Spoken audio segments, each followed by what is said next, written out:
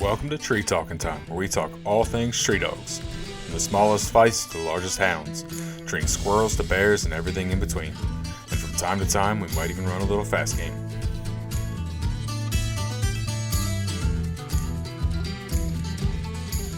Welcome back to another episode of Tree Talking Time. Just kind of want to throw a little disclaimer in here. There is a little bit of foul language. I try to keep everything family friendly normally. I did not give my guest that heads up, so it's not his fault in any way, but just wanted to be completely transparent. If you're listening with your kids or whatever, and you're a little bit of language, it's not horrendous. It's not throughout the entire thing. It's just a couple times, but just wanted to let everybody know. So otherwise, I hope you guys enjoy this one. I had a great time getting to sit down with Derril and actually meet him. So I really appreciate him and his family taking the time to let me come and visit, and had a great visit with them. So enjoy. I don't know where to begin again now. No, I understand. And we'll just start off with an introduction. How about that? Yeah, I'm Derril Fry, and, we're here. My son lives in Pennsylvania, and I'm here visiting him. So. Yep. Which was just a crazy turn of events. I called you up to see if you want to do a podcast, and then you're like, yeah, I'm traveling. When I get back home, I can probably do it. I'm like, all right, great. I'm like, well, by chance, are you going to visit your son in Pennsylvania? And you're like, well, that's where I'm headed. So. Yeah. Well, at the time, I just wasn't thinking about you being here and being close enough that we could do this. But it's good. I was looking forward to meeting you someday anyway. And so anyway, here we are. Yep. Unfortunately, we're probably 20 minutes into a podcast and had some sort of technical glitch. So here we're starting over again. So. Yeah. I apologize. Yeah, well, yeah, and I just mentioned that I started out hunting bear in my dad's bee yards. I and my brother cut our teeth, catching bear, tearing up beehives, and kind of went from there. And anyhow, that. He had dogs too. He bear and lion hunted until he started a family, and I was always thrilled about that. I've always wanted to be a lion hunter. Okay. And especially I think I was around 12. I read Steve's article that they wrote "Brave Was My Dog," originally in Outdoor Life in 1962, and I just thought, oh man, that guy, he's a boyhood hero of mine. Yeah. And I thought, holy mackerel, what a life to live, How old were you when you read that? 12. Okay. Yeah. Anyway, and I was, It made my adrenaline rush, not only then, but most of the time when my dad would talk about hunting lions and bear. And so he hunted more bear than anything. So gotcha. Anyway, but he got rid of his hounds when he got a family and all us kids. But shortly, or about that time, I worked for an uncle of mine and made enough money to buy a hound from a red-bone hound from a local guy anyway, and that started me down the road to ruin. Exactly. But hey, it's been a pretty good road, hasn't it? Yeah, it has. Yeah. You're one of the few people that's actually been able to make a living, following dogs and hunting for a career. Yeah. And, especially, most people don't get to do something they love, Exactly. And I did. Plus, I really kind of got into it, in a way. I mean, my thought process was, I get to hunt, but also, that the livestock industry has really been dependent on our outfit, and I found that through my career, that people really needed me, Mm-hmm.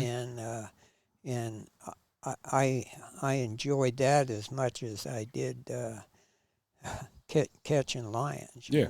You're and providing a service that's yeah, helping them provide a livelihood for their families. yep, and lions and coyotes, they can make the difference between making a living and Mm-hmm. not for these guys, and I originally started out thinking that dead lions and coyotes were a byproduct of my job, but Mm-hmm. it's really not. It's live livestock, Yeah. and that's even a better way of looking and feeling about it. But Mm-hmm. but I still love to hunt, Yeah. and and I'm a little bit like Wiley, if if it eats meat, it's on my list, Mm-hmm. you know. And Steve wasn't that way, Okay. he he uh, he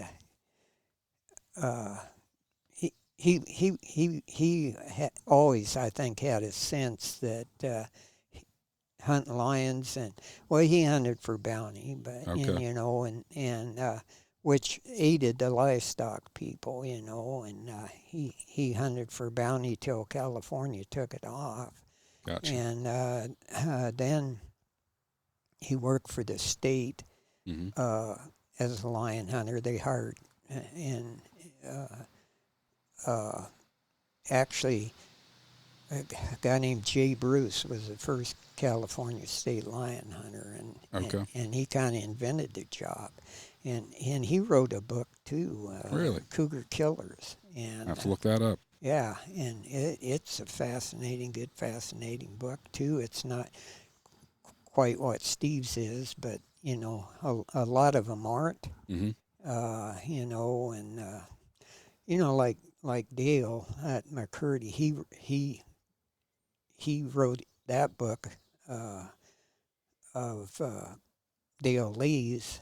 Okay. Uh, Dale narrated this stuff to him, and Mm-hmm. he wrote it. But Steve wrote uh, his whole book himself, Yeah. and well, not himself. Or his wife kind of did Okay. some of the editing, Mm-hmm. and a friend of theirs did some of the editing and sentence structure. But all those things,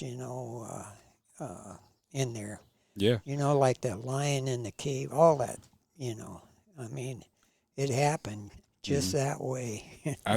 It's a great book. I Yeah, thoroughly. I would say it's probably one of my favorite hound related books. yeah, And if I don't even know if there's still copies available, but if they're W had some, if they still have them, yeah, it's I think they want like $50 for the book. It's worth it. yeah.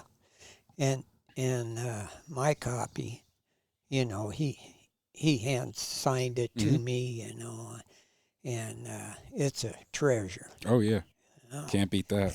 yeah, yeah. And anyway, Do you have a signed copy of Wiley's book too? you know what? Yeah, I Awesome. do. But on top of everything else, is it a hard book to sit down and read? Because he he just lived uh, lion hunting and trapping. Yeah. He just uh, instead of I mean, kind of like me, I got into it because I I like dogs. I like Mm-hmm. hunting, and it's a thrill, Yeah. And but he just lived it, his whole life, and he was a man, most inquisitive man you could ever meet, and trying to pick his brain about lion hunting, and I'd go to his camp. His camp was just north of me, and from that Bastion Creek headquarters, and he you couldn't get enough. Couldn't get a question ahead of him. He'd say, "Well, what do you think?" Or He'd try to answer your questions with questions. yeah, and like I say, he was well, he was really a great guy, but when I mentioned Dale Lee in his book, Wiley uh, went to Mexico with Dale and kind of sub guide, Okay. and the same way, and he caught wolves there just Mm-hmm. because he could, I mean, they were hunting jaguar Yep. and lions, but well, in that part of Mexico originally, that's what Dale went down there was for lion hunting, Okay. and uh, then he got to know the country a little bit, and then they went to Nayarit, Mexico, Mm-hmm. and hunted jaguar and Some of those jaguar stories are pretty crazy. oh man, yeah, and they, guys still are. Rocky McBride, Roy McBride, he had a similar kind of career as Wiley, and he actually was a college educated wildlife biologist Oh too, wow. who worked for the outfit, but Mm-hmm. he hunted there in Texas in Alpine County where there wasn't a lot of lions. And anyway, he went to Mexico. Those ranches hired him uh, to hunt lions Mm-hmm. and trap wolves and Okay. protect their livestock. And he was a really intelligent guy too, and he didn't write a book, but Hummingbird. Yeah, I'm just thinking that odd sound. I'm like looking around. I'm like, And anyway, he still does, but he went to Florida on the Eastern Panther Project, mm-hmm. and he's been working on that for years. But anyway, he was in Mexico doing that, and like I say, he trapped wolves too. And in fact, he had the last of the red wolf. Uh, uh, Captive red wolves. Mm-hmm. They were gonna at some point reintroduce them because the red wolf population had got so low in Mm-hmm. Texas that the coyotes were breeding them out. Yep. So he they he had this captive wolf thing, but they never got to reintroduce them because coyotes got so thick that Yeah. it, the reason they put them in, had a bunch of them, was to raise enough they could reintroduce them Okay. into the wild, but Mm-hmm. uh, they never got the coyote population low enough that the same thing wouldn't happen to them. Gotcha. And as far as I know, they're bred out Mm-hmm. of existence. Anyway, that's the sideline. But he worked on the Florida Panther deal, Mm-hmm. and his son Rocky, who he's in South America, Oh wow. and not you trying to think what country he's in. Yeah, that's a shame. But Not a big deal. he works on the jaguar study there. Mm-hmm. They made the this environmental movement made uh, actually the bobcat the only spotted cat in the world that can really be hunted. Okay. And or imported trophies Mm-hmm. imported back in and all that stuff, and so these South American countries, shut. Uh, it wasn't a commercial value anymore. So Yep. anyway, now they just poison them, It's a shame. yeah, and even in Africa the same way. Mm-hmm. They can't raise livestock Yeah. around these predators, so they just get rid of them, and in there they can't control their, you know. Mm-hmm. I mean, No, we were talking like, it's crazy how much money and time and effort was spent eradicating predators from the United States yeah, to not only have them come back naturally, but then to be reintroducing them or protecting them to where we can't even manage them. yeah, It's like two very opposite ends of the spectrum, yeah, and I think the the true the way it should be is probably somewhere in the middle. yeah, yeah. Management, as long as you can manage it, but they want to put them out there, and eventually. Their concept is that you got these predators that are managing the their prey species, like I Mm-hmm. say rodents or whatever it is, and like with coyotes, they do eat a lot of rodents, but they they're controlled. Really, the pup survival's dependent on rodents, Mm-hmm. whether it's and rabbits. But meadow they can have 1 million descendants in a year, and Wow. their populations control more by their food supply and Mm-hmm. social tolerances, just as the coyotes are. The coyotes don't manage those species. Mm-hmm. The ones they take are kind of compensatory losses that would die of something anyway. Yeah. Uh, Starvation eventually, if not. Mm-hmm. So anyway, and they think uh, nature is a series of, is somebody like Mother Nature is a god that keeps all this thing at a level, and it's just a series of accidents, Mm-hmm. Uh, Well, and without us managing anything, it's a very serious. It's a pendulum with major swings one way to major swings the other.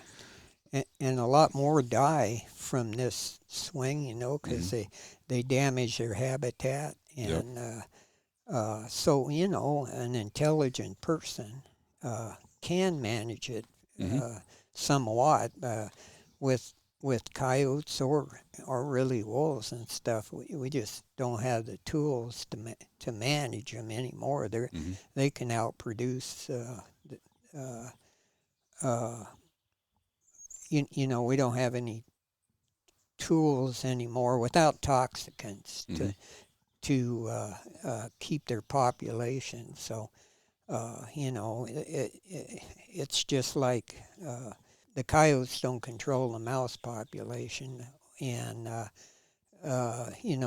those species really only allow so many coyotes. Mm-hmm. Uh, uh, because they're living on them, but they switch, in the spring, like from rabbits, which sustain them. But uh, in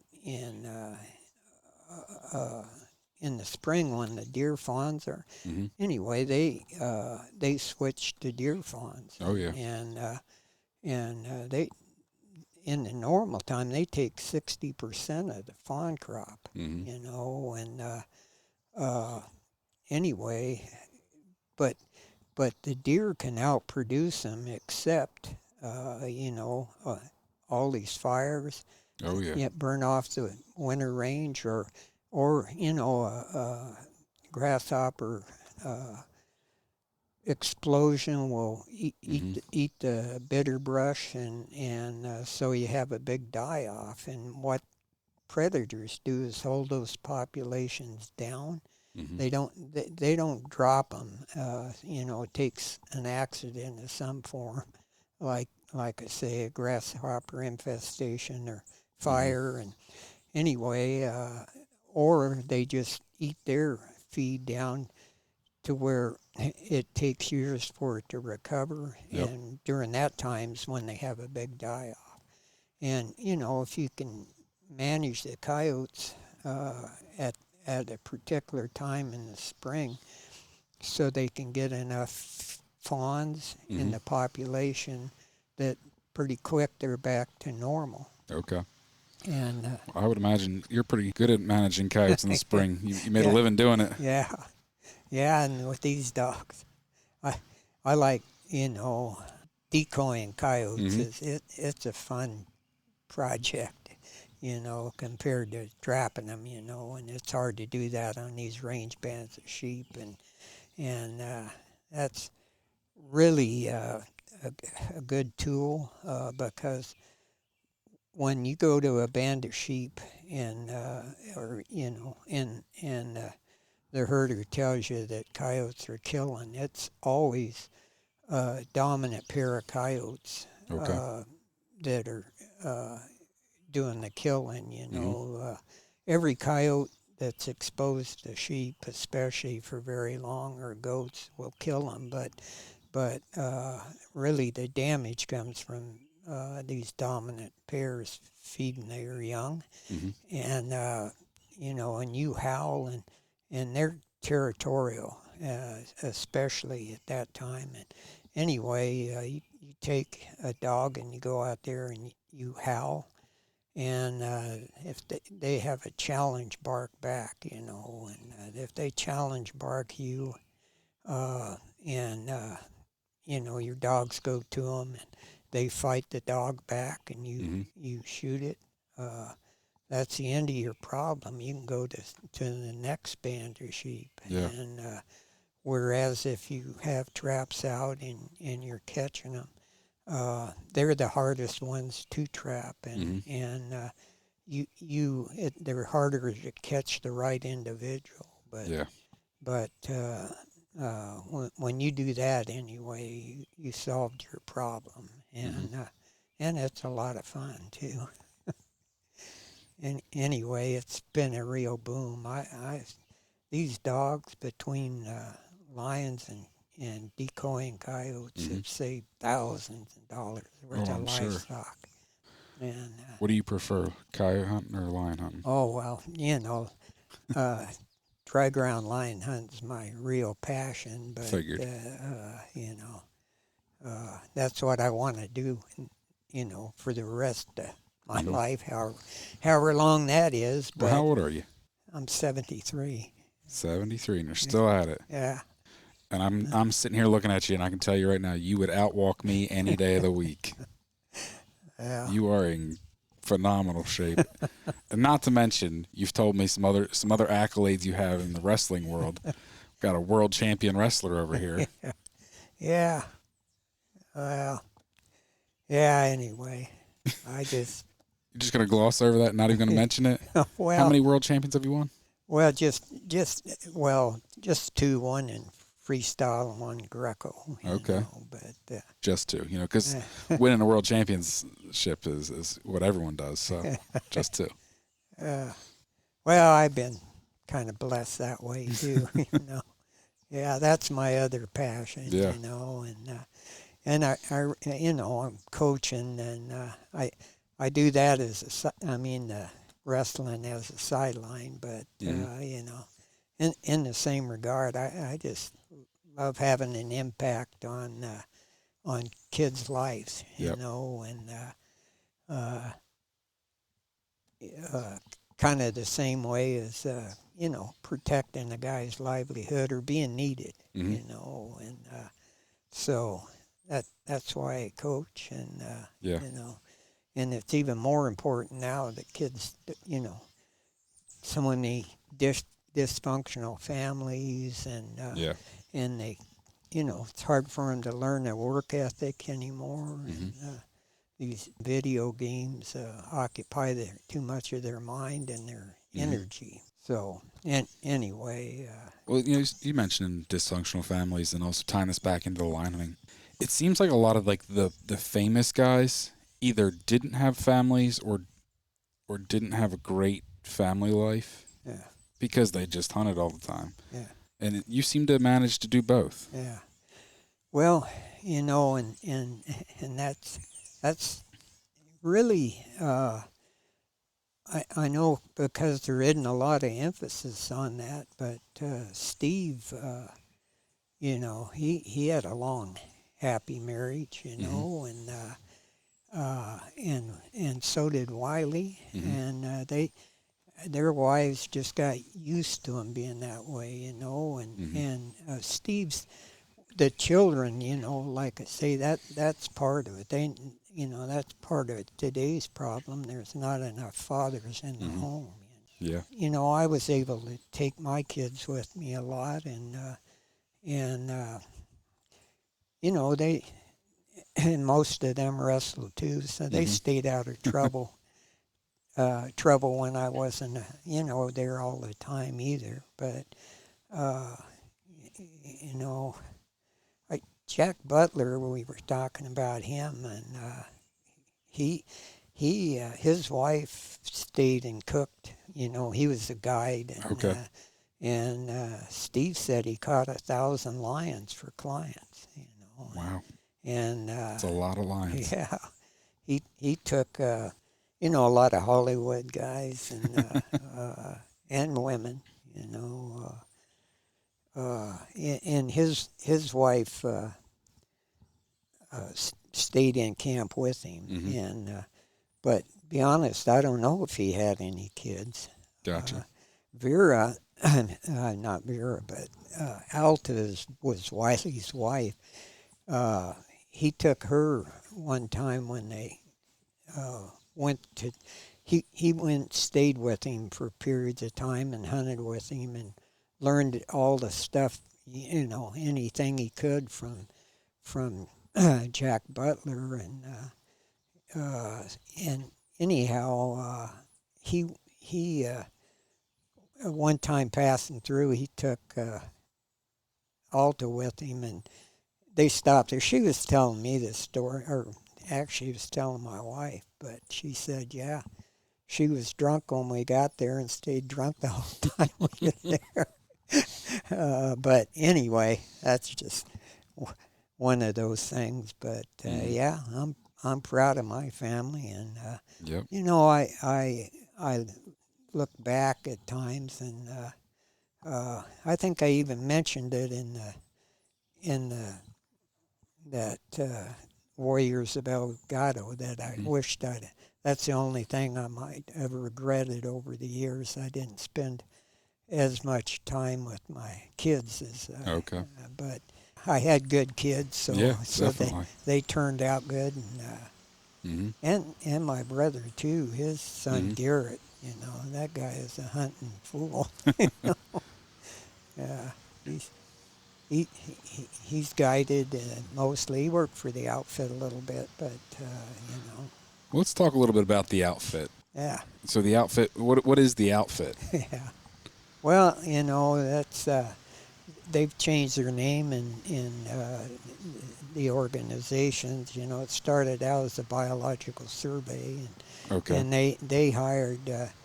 And it went back to wolves initially, who especially when states got down to a few a low population. Mm-hmm. I mean, people moved to the west, and that started the war on wildlife, Mm-hmm. if you want to call it that. Steve kind of did, and they just couldn't raise livestock with uh, especially wolves, Yep. because you know lions just don't require the protein that a canine, or cats don't, that a canine does, and especially a litter of 6 or 7 Mm-hmm. young. And also just a whole pack of wolves versus Yeah, a single cat. and especially they say man's the only animal that hunts for sport, Mm-hmm. and that absolutely isn't true. You drag a string in front of a cat that's fully fed, and he'll chase it down and catch Yep. it. And a dog chasing a car, he can't kill or eat it.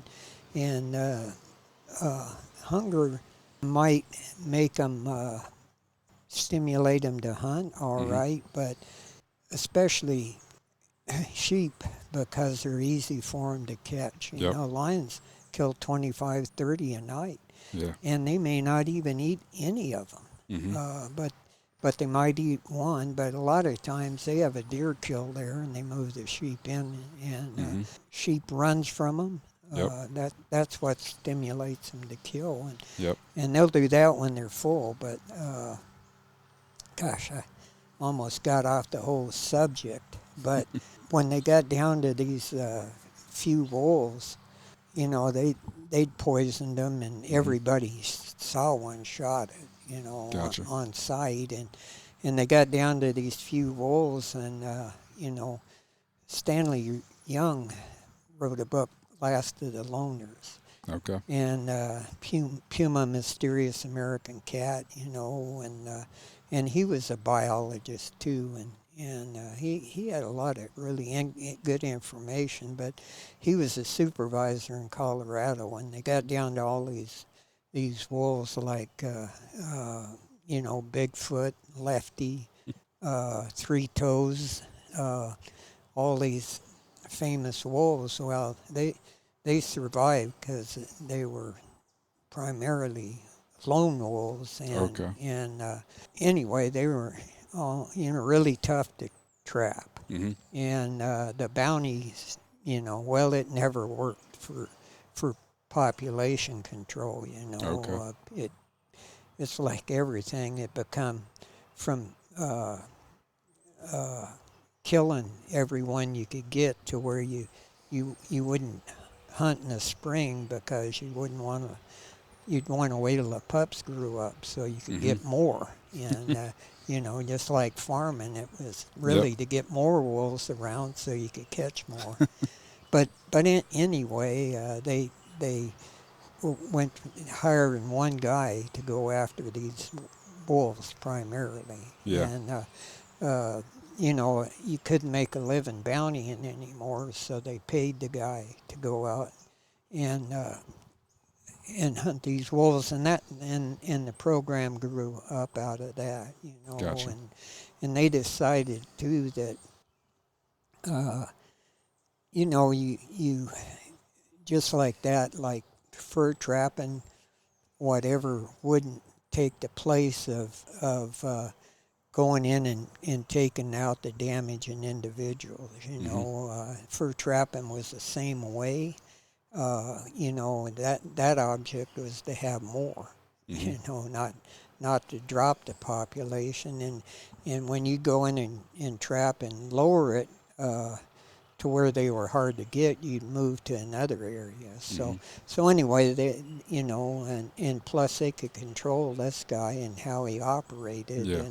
and instead of the livestock producers, they'd kill every single one constantly instead of removing the damaging individual. And so that's how our agency grew out of it. And we were under the Fish and Wildlife Service, from the Biological Survey in Agriculture to the U.S. Fish and Wildlife Service, and that's where they were at when I went to work for them. And we were there,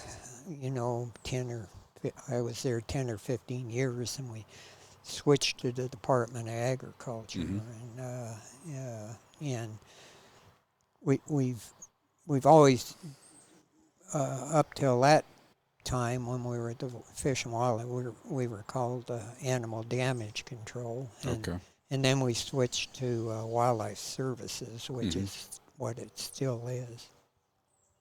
But anyhow, that's when the period, from the late 40s to the 70s is when most, the famous lion hunters and noted ones, and the unnoted ones that really... Oh, I'm sure there was a lot of unnoted ones. but that was the heyday, Mm-hmm. you know, of the government hunter, Yep. you know. And the funny thing is it's actually still a position that exists. I've got a friend that in West Virginia that he does it. Yeah. Now, I mean, he doesn't have he's not a famous lion hunter out west, but he's trapping beavers that dam up culverts, Yeah. under roads, and Yeah. does a lot of damage control on for an airport. Yeah. Shoots a lot of birds and stuff Yeah. off of the runways and stuff Yeah. like that. So Yeah. Yeah, and yeah, our agency does kind of all of that, mm-hmm. especially here, you know, in bird work. You know, in the West, you know, they like everything. They used to control ravens Mm-hmm. and crows, and you know, they in '72 they protected everything, Okay. and raven populations exploded, you know, because they benefit from man's activities, Mm-hmm. and as do coyotes, and that's why their populations, instead of this balanced thing, you know, Mm-hmm.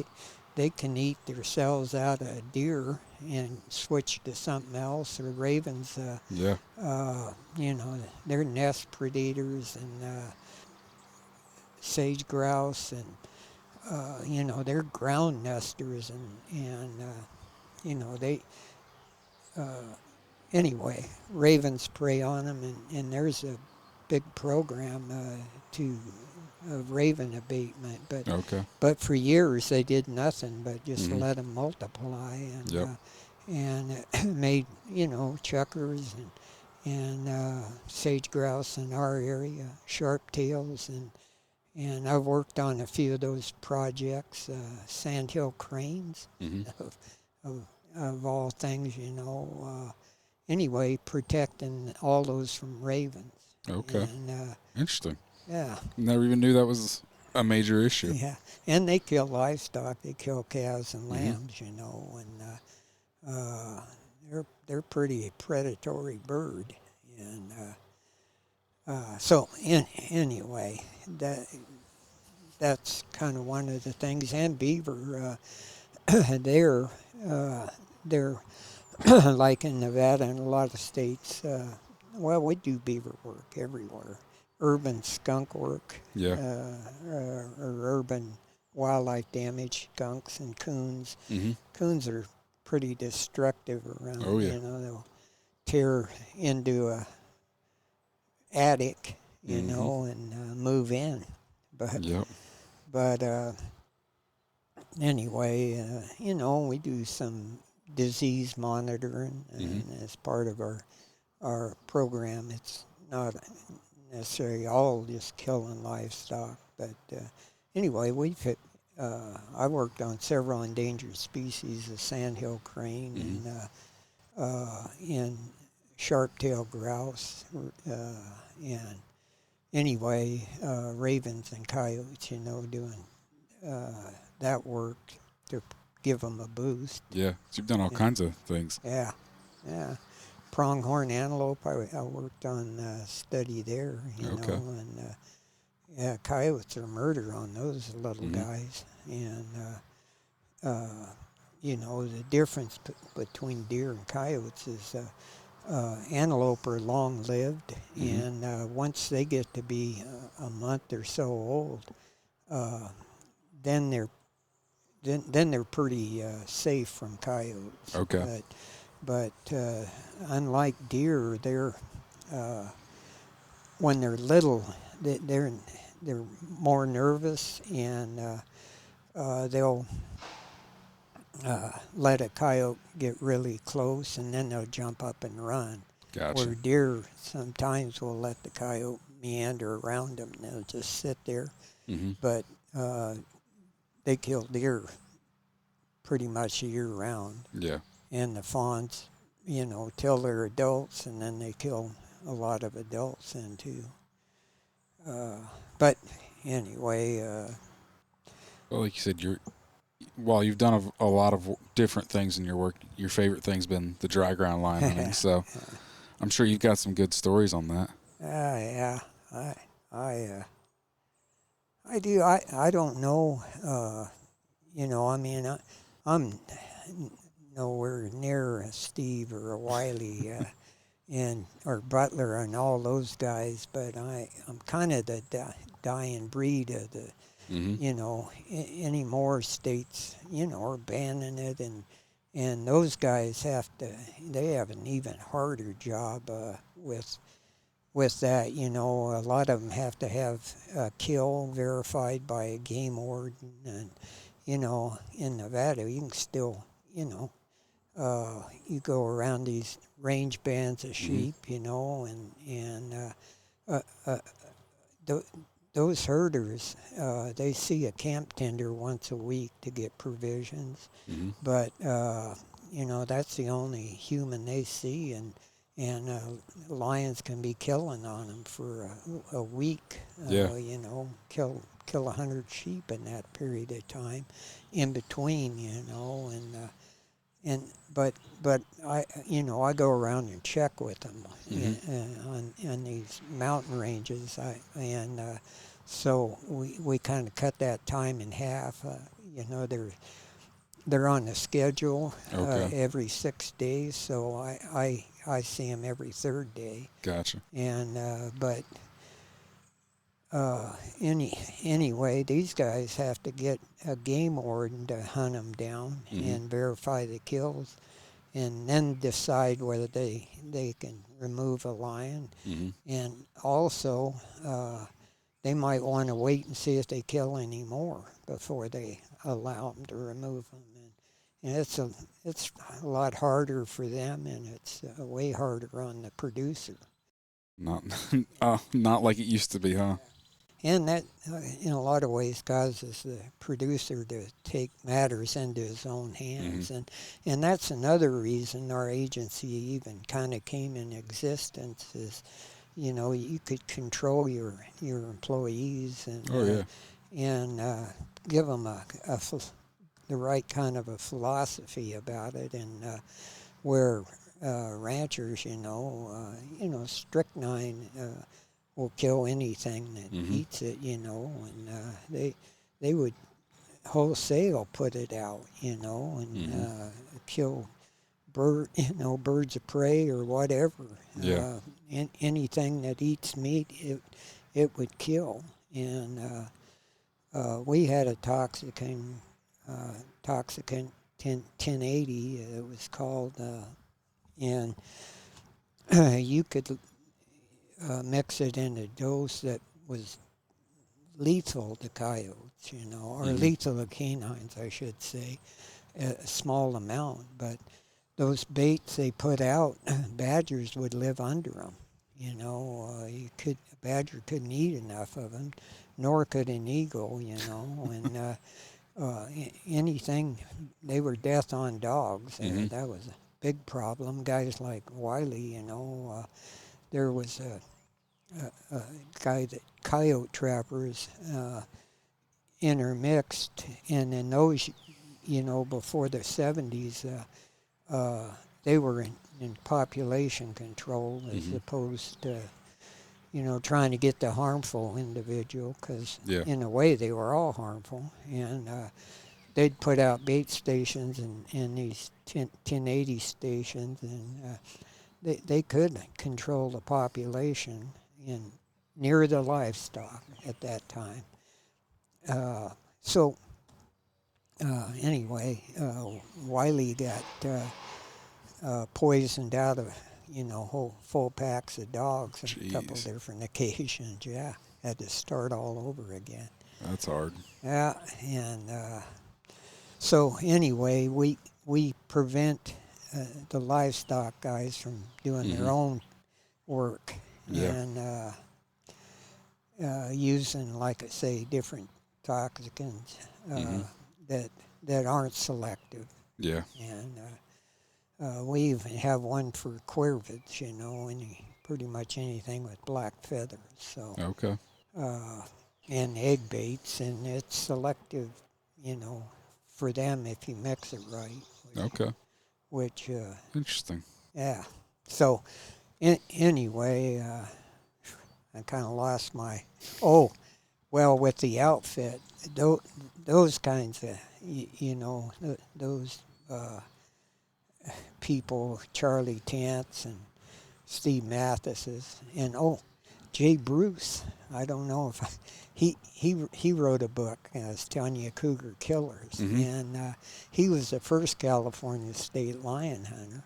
He Mm-hmm. kind of invented the job there, Yeah. and at one time, of course, he was the only one at that time, but he was the first, and Steve was the last one hired. Okay. And Steve, he kind of idolized him. I got some pictures of him and Jay in his later years, and anyway, him and Vera took pictures with him and stuff. Mm-hmm. Doggone, that Jay, he had some experiences that are related in his book, but he lost an eye when he was young, and he hunted alone all the 99% of the time, and he hunted on foot.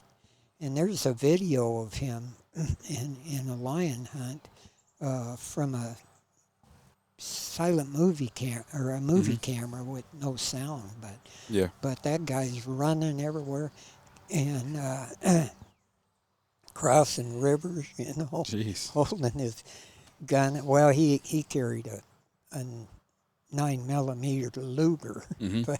but anyway, steep country in the Sierras, and anyway, that guy was tough too, and anyhow, they had some good lion hunters, and most of them did hunt on foot, as opposed to the Utah guys. But Wonder why that is. Well, I don't know. Steve Hunt probably hunted horseback more than any of them did. Okay. Because he was raised in Utah, and well, actually, most of his time was in San Bernardino, and Carl Hurd, who worked for the outfit, who did a lot of coyote trapping, but he had dogs and he caught some lions, but they didn't have. I know there was a lot of lions there, but he wrote a book too, and there's not a lot of mention in there of dogs and lion hunting, but he has some pictures of them, and Steve kind of got exposed to him, but there was a guy in town that come from New Mexico that had a female hound and a pup of hers, and those were the first real hounds that Steve got, that Steve knew of, like I say, they moved around to mining towns all over the West, and for whatever reason, he went to school there, and that's where he was diagnosed with a heart condition that he didn't have, and, all of that. But that guy had a red and white female hound that he got from Ben Lilly. Okay. And Steve and a male pup, and so that guy bred the female to her male son. Okay. And that and Steve got his first hound from him, and then people told him, well, they're inbred, they'll be nut, probably blind and all this kind of stuff, and Steve went to him and the guy said, no, that kind of stuff only comes from multiple You know, and it only comes that those dogs have that weakness in them Mm-hmm. anyway. And so he was one of the first guys that I know that line bred dogs. You know, Okay. he pretty much line bred from the original dog on, and he relates in his book about the distemper and getting the other dog crossed into it and stuff like that. But then you know, he line bred his dogs from then on, and that's why they were the same color, you know. And he, you know, he told me originally that he didn't breed for that color or any color because he thought that was the way all these lines of coon dogs were ruined. Was Okay. breeding them by color, black and tan, or red, or registering them that way, and only being able to register them and only being able to breed a dog of the same color, you know, and that kind of stuff. So anyhow, that color and the qualities that he wanted in the dog were locked together by line breeding, and oddly enough, he had the most cur-looking, you know, hounds that, you know, and I got dogs from him, and they were kind of tended to be more that way. Gotcha. And like curs, he could use them for decoy dogs, you know, in his later years. When he went back to work for the outfit as a supervisor. And anyway, he had a real affinity for his dogs. And, you know, and a lot of those guys, it was a tool with them, and they had to, you know, they had to have a knack for knowing a dog and knowing the traits they wanted and things like that. But with these curs, you know, I mean, a lot of people tried crossing hounds and shepherds in the hope of getting a smart hound, or a handable hound, and things like that for like decoy work. Shepherds really learn it quick, and they learn also that if they go out there to that barking coyote, he'll chew on them all the way back, and you're where the action is, you shoot it, and so they quit going out. And they don't have that stubbornness and gaminess of a hound. So, you know, and these dogs do, and they figure out that's what happens, and I'll keep doing it. But anyway, you know, you can just handle them better around livestock, and plus, you know, these dogs, you can raise them in the house, and you know, they'll play with your kids and all of that. And anyway, you can really,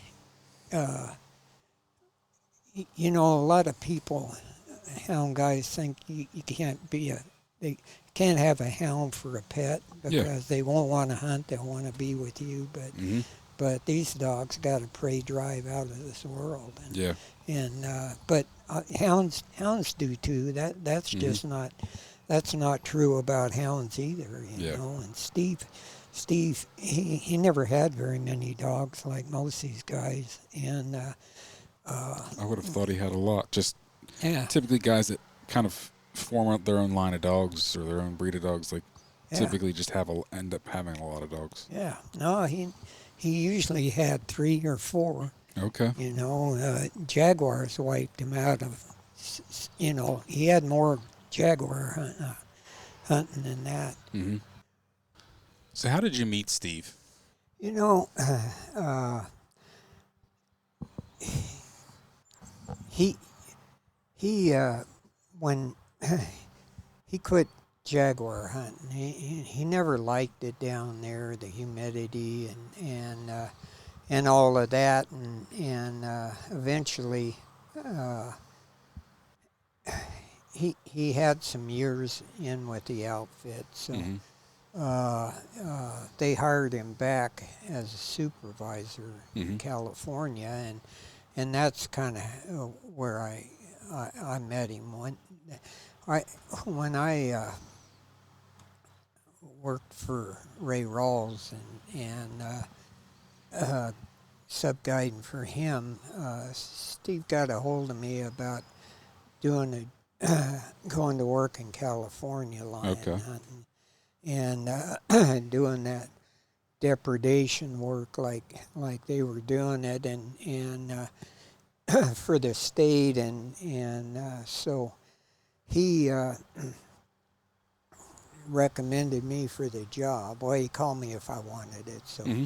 So anyway, I went over there and they put me to work trapping coyotes until they got this project going and the legislature blocked it, so they never had this lion hunter position come up at Gotcha. that time, and later on they did. Mm-hmm. But anyway, he that's kind of how I met him. Okay. I actually went down there one time over to the coast where he was at. Anyway, I met him kind of there, but anyway, it was Mm-hmm. when he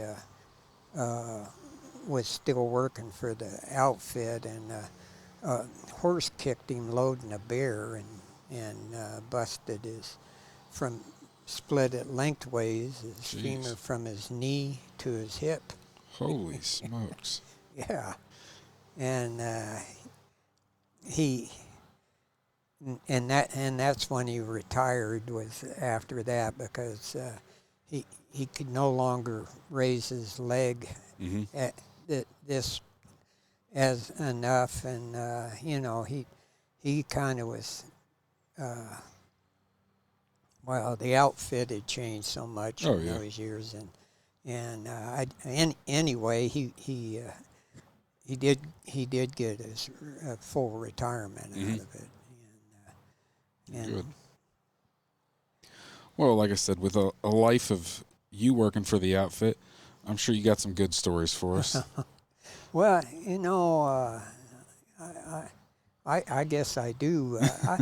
I don't know, I don't know anybody that had quite as many close encounters with lions as I have, in a way. If they did know, but they never really told me about Well, let's it. hear them. Oh, shoot. Well, like Steve's story about the lion in the cave. Mhm. I in in my area, the western half is there's very few trees of any kind, and Okay. and it's all ledges and on the east side, I think I even said that wrong, but anyway, the west side doesn't have many trees and lots of ledges, and the east side it has a few more trees, but Mhm. over there, there's a lot of caves, Okay. and a lot of them you just put on the ledges, but which are sometimes a risk hunting. Mhm. Falls are more of a risk than being attacked by a lion as far as that goes. But once they do anything they can to get out of trouble. But Yeah. once they're trapped in a cave, they don't like it very much. I'm sure. And so anyway, I've had a lot of encounters in caves, and the one the was the closest call maybe. I got a call about lion killing calves on a place. Anyway, I went out there and they trailed it into kind of a big boulder pile. and this huge rock had split in half. And anyway, big boulders. But to begin with, when I went there was a Mexican family living there, and they had a dog pen, and they said this lion had been trying to get, they had 2 Rottweilers in there, and said the lion was trying to get in there. Jeez. And anyway, I made a circle above and found his track so I could see where he was bleeding a little bit, and plus I could see it was pussy blood. And when he got to that cage, he did rub up against it, and there was blood there, what they didn't lick off, the dogs. So I thought that was strange. And anyway, I found where he went out through the cows, and where he killed this calf, and so I put the dogs on that track, and they went around. They came to this place I'm talking about. There was trees there in that part of the country, but anyway, they couldn't get up high enough. The cave dropped down where this rock split. Anyway, there was a, like a male spot opening in there, and the lion was back under there in in a cave about 20 foot around or whatever, and so I when I climbed up there and walked up there, the lion came out to the entrance and growled at me, which is unusual. In fact, usually when they are in caves, they're clear back in the back, far away from the entrance. So anyway, and I got down in there, and I couldn't see anything, and I didn't have a flashlight. I usually carried one, but the battery was dead. So anyway, and before I'd shot one in a cave using a match, and when I shot my pistol off, the match blew out, and so I didn't want to do that, and especially with this line. So I went back to the ranch and got a flashlight, and there was 2 young Mexican boys there, and they wanted to go back with me, so I took them back with me and with the flashlight, and when we got up there, that lion growled again, and one of them said, "Well, I've seen all I want to see." But the other one, he said, "I'll go with you." And so we climbed down and then in, and I looked around in there with the flashlight, and I couldn't see it, but I couldn't see right behind me, either side, very close, and I thought, well, man, he might be sitting right there. So anyway, I took the flashlight, and I told this kid, if I holler at you, and he only spoke Spanish anyway, but I speak Spanish. So anyway, I said, pull me out, and because I had to shinny in there, and with the gun on my chest, and I started in there, and he told me, he says, come back, So I came back, and when the light got inside, he looked, and that lion sitting right over the hole. Oh, geez. And you could just see his paw right there like this, looking, sitting right above it.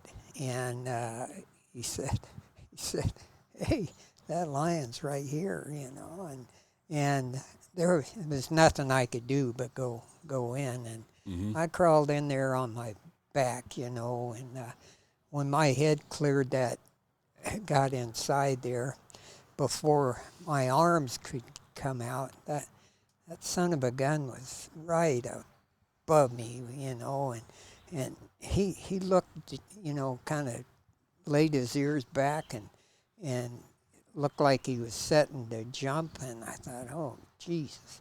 And I kind of froze for a second, and then I shinnied, and he relaxed a little bit, and I finally got the gun up there, and I shot him, and I was shooting straight up, and I didn't make a very good shot. I hit him in the face, but I was shooting between his eyes, but it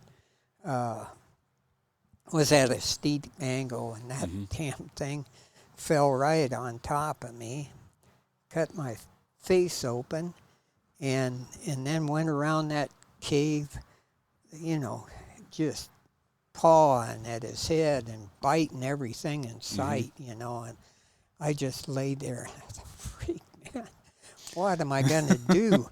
And I did. I chickened. I told that guy pull me out. Well, he couldn't pull me out. I was laying on these rocks, and so anyway, I had to shoot upside down, and that lion was just going all over, and I shot and missed it, and shot again and killed it. But if it hadn't have been addled, it was just luckily of everything it didn't bite in there, I was one of them.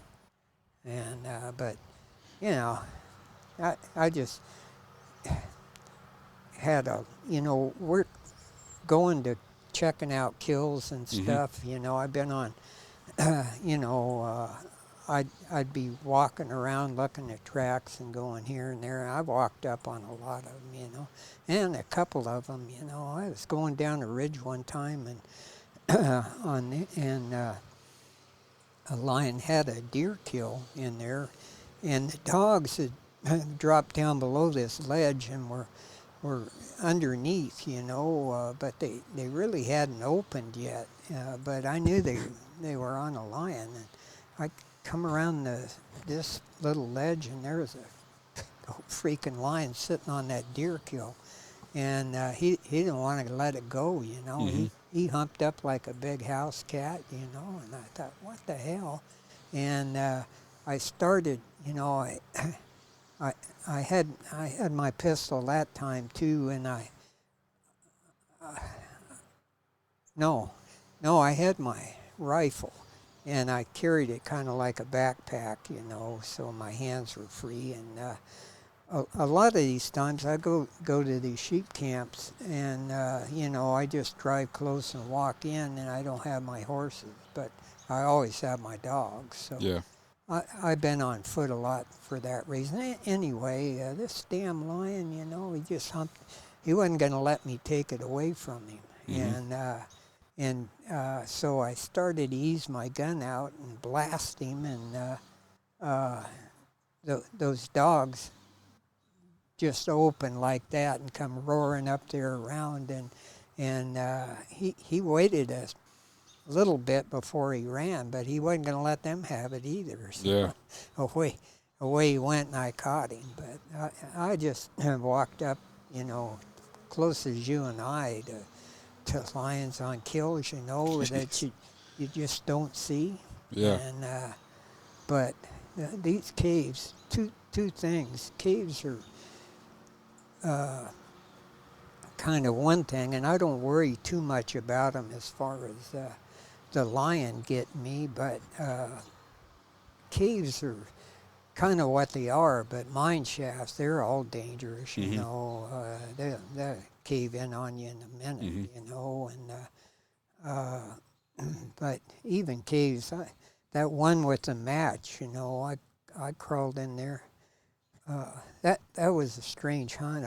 I trailed that lion across a crested wheat seeding for miles to a big rock pile that had bighorn sheep on it. Okay. They'd come from one mountain range and were on here, about 15. And, they were trailing. I was coming along a ledge above them, and they were cold trailing, and all of a sudden they all stopped and started winding, and there's a little patch of sagebrush, like 10 foot around, and that lion jumped right out of it, right in front of him, And he run up kind of a little ridge and stopped there for a minute, and I had my rifle, and when you're after depredating lions, you kill them any chance you get, and so I was going to shoot him, but before I could get off a shot, he went down the other side, and because they were right on his heels. So I went over there, and I couldn't hear him. And, I could see a long ways. This was open country. And I took another step, and they were down underneath in a cave. And so I got them out and went in there with a wooden match.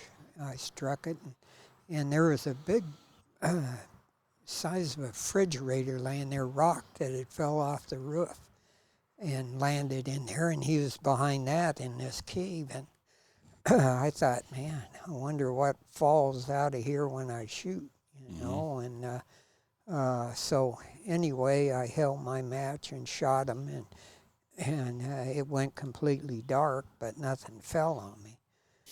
But anyway, and I got the lion and got out of there and all of that. But it's just a lot of mine shafts all over there, and they're dangerous. You don't want to go in them for any reason. Yep. And they have some vertical ones that are straight down, and hundreds of feet even. And I caught a lion one time, and there was a set of boulders on one side, and I only had one dog get through them, and he dropped down in the shaft, and they're in the process of filling themselves up, and but this was 100 feet, and there's a rim kind of around it where dust over the years, 100 years, have blown in there, and they're building up a little shelf around it. Anyway, this part of it it had caved off, and then there was a rock ledge going down, and I couldn't see the lion. They were back in there, and I only had one dog back in there too, baying it. The rest of them were just outside.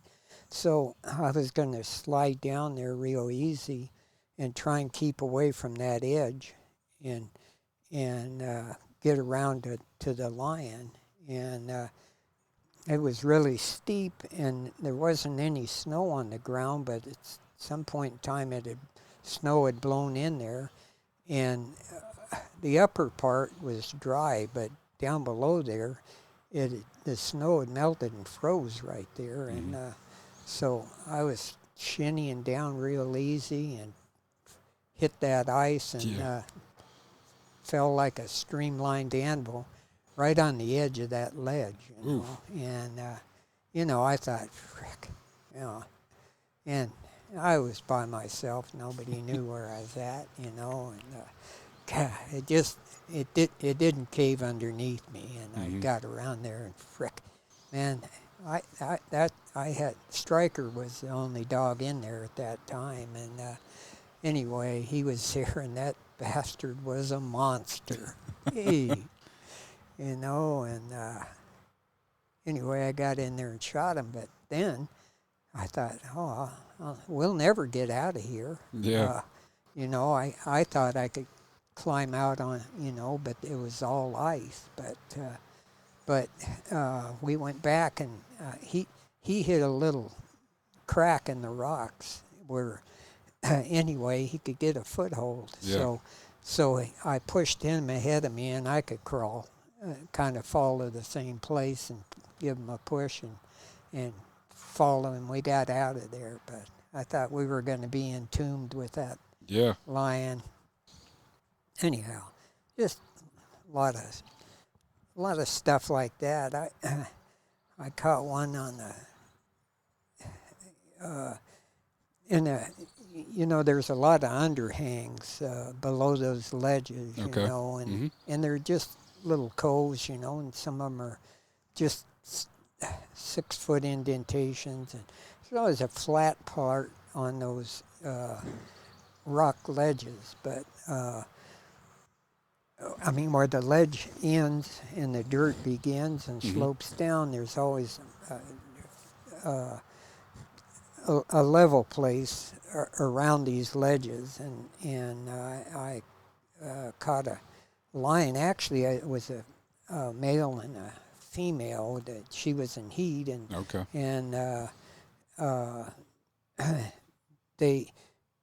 the dogs caught her in a. She was in a quaking aspen out front, not. Anyway, 50 yards from this ledge that went up and had a big, huge underhang on it, and like a big amphitheater. And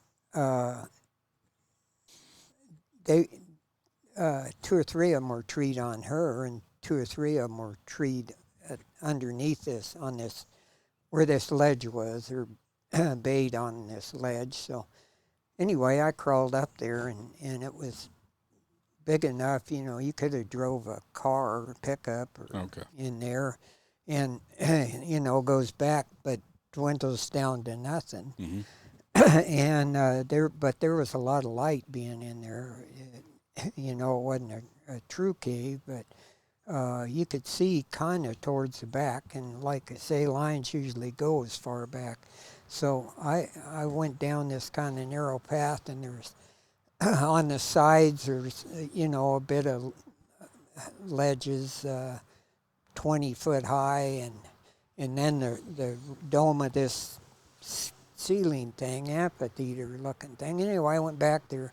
He wasn't back there, so I came back down, walking back down, and I was looking both sides, and I looked towards the front, and I see dust shining in the sunlight coming down off the side of that ledge, and I stepped up a little bit this way, and I see that damn lion was scooting right towards the edge, like that, right by the entrance. And I thought, damn, and they usually don't, ambush deer or anything jumping off of ledges like they show in the movies.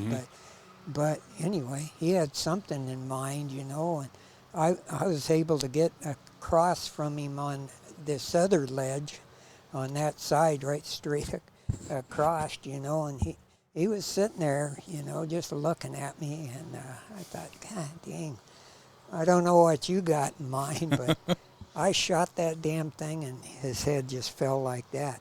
I wasn't even sure I hit him. They just fell on his paws, Yeah. He's still looking at me, never kicked or wiggled. But Jeez.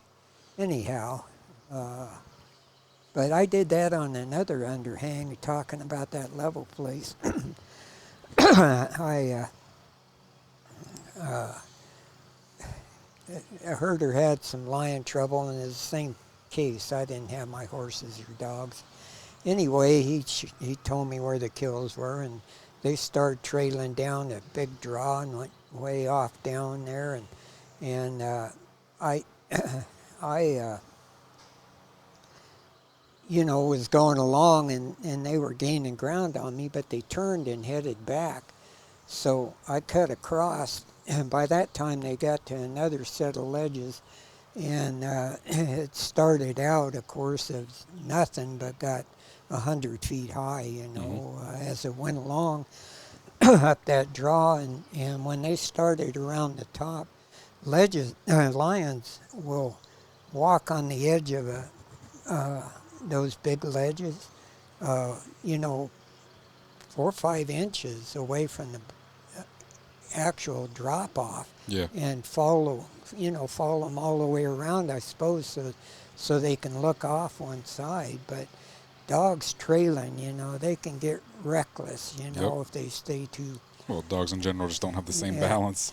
Yeah, and this lion, that's what he did. But instead of going back over and climbing up on the ledge, I walked underneath. And I I had my rifle that time, and I just had a bunch of younger dogs, and because well, I just did, and I didn't know I was going to be lion hunting anyway. So I loaded my gun, which I normally don't do till I get to the tree or the ledge or whatever. But anyway, and was carrying it like this, and going around that, and they were up above me, and they were getting a track pretty good, and they kind of stopped and were baying a little ahead of me, but anyway, around this crack in the rocks and stuff, and I walked around the corner, and that lion was sitting there, and I had him blocked, you know, and he had his ears laid back, and his tail was whipping like that, and I thought, geez, man, you're mad too. And I thought, well, heck, step out of his way. And then I thought, well, hell, I'll just shoot him, you know, because I had these young dogs. And so I got my gun out, and I forgot I loaded it, and I jacked a live round out and put another one in. I had a lever action, and just in a few seconds, it took that lion, changed his mind, and he jumped straight in the air and hit that crack, you know, because it was 30, 40 feet up there, and right out into those dogs, you know, and it's battle, you know, I could hear the battle going on, and I couldn't get around it, but before I could do anything, they kind of went along the top and dove off the other side, and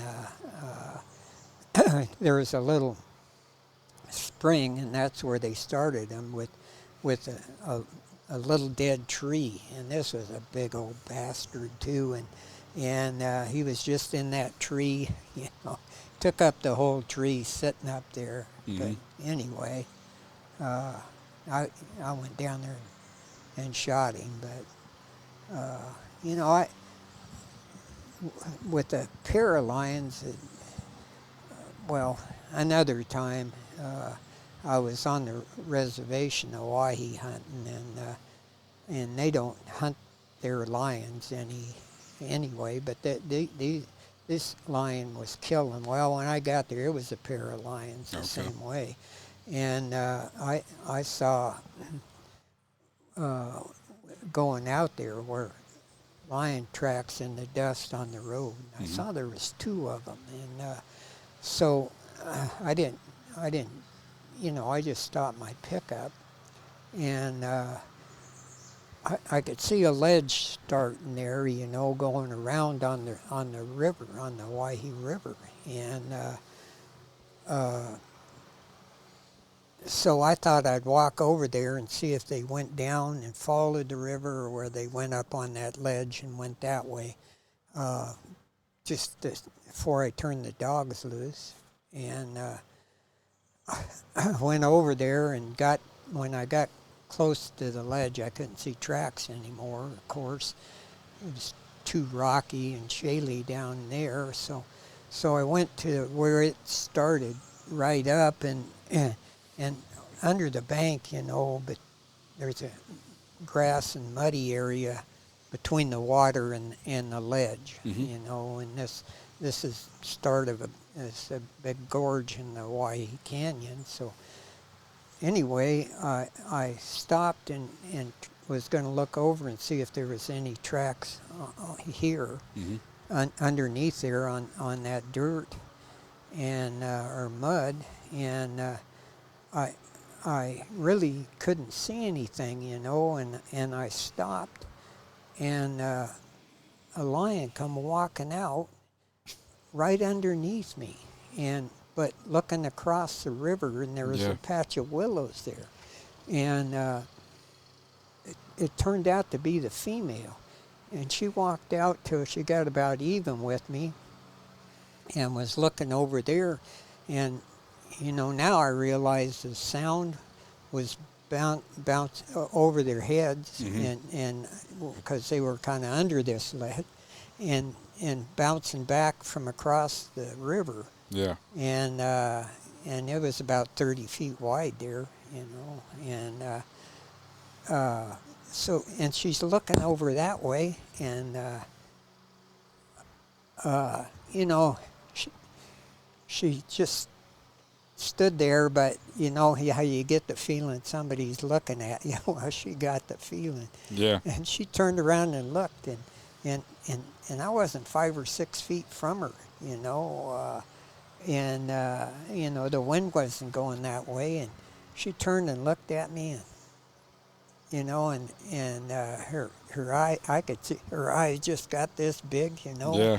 and she just wheeled and jumped right out the way across, you know, and swam across and got in those willows, and you know, I could see her looking at me over there, and I was thought, man, that's really something.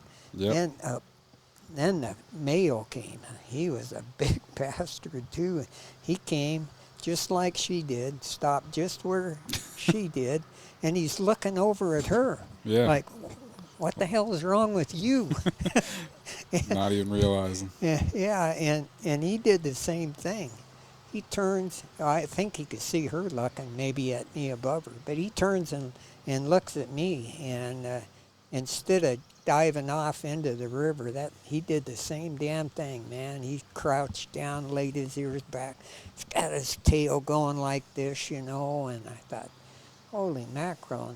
And I didn't have a gun or nothing, you know, and I'm not too much afraid of them, except times like that when they should run and don't. Yep. And so anyway, I thought, you know, there was a lot of rocks there. I thought, well, I'll at least bounce one off your head, you know, and I went down, and he started to kind of turn and take a step towards me when I did, but I picked up the rock, and when I stood up again, whatever reason, he changed his mind. He wheeled, jumped clear, almost all the way across the damn river, and hit the water and ran over there, and just went over there and stood with her. Mm-hmm. Yeah. That's crazy. Yeah. But anyway. Out of curiosity, do you know how many lions you've killed? Well, you know, no, I haven't. I don't, know. but, you know, I mean, I remember every one of them, Mm-hmm. as far as that goes, but, you know, I mean, guys like Wiley, you know, he killed 500 maybe, Mm-hmm. you know, and you know, back in the day when he killed them wherever and whenever he could, you know, but, Yep. but you know, I don't, you know,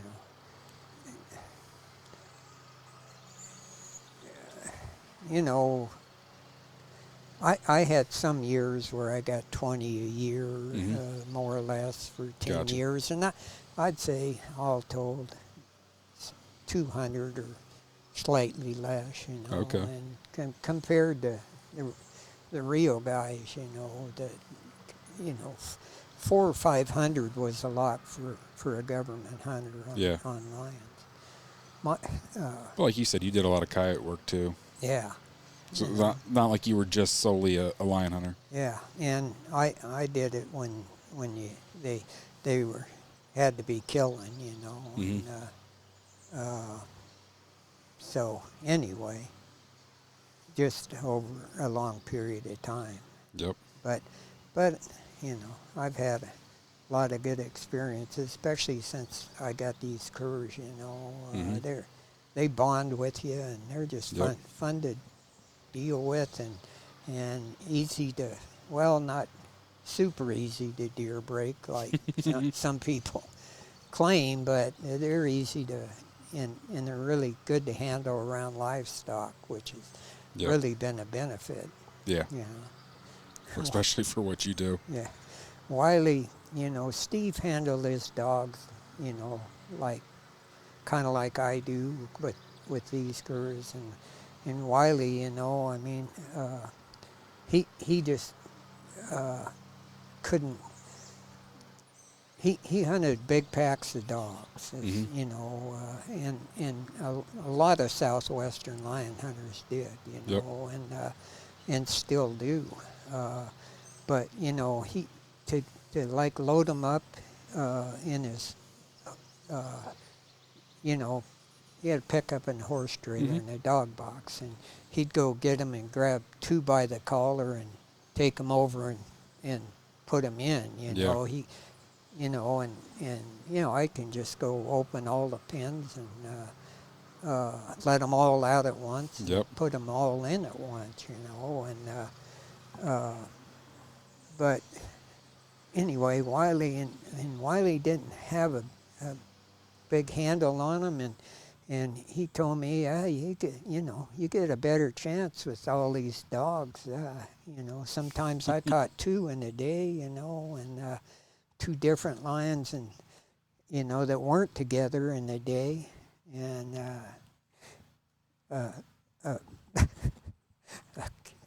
a friend of his stopped by that worked at a mine up there, and coming and going, and we were talking lion hunting. He says, "Well, Wiley, what's the best day you ever had lion hunting?"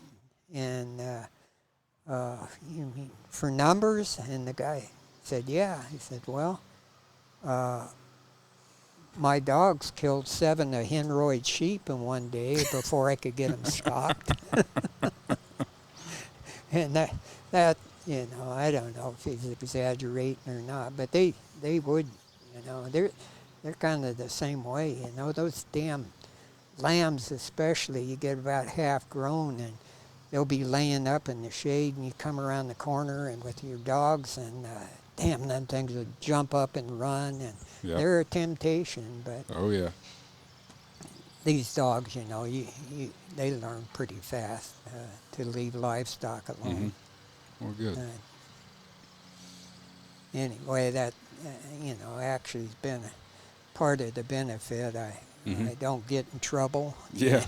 And I don't waste time. But you know, anyway, you know, I definitely not any kind of a record holder for. No, but still, that's a lot more than what most people could say. I mean.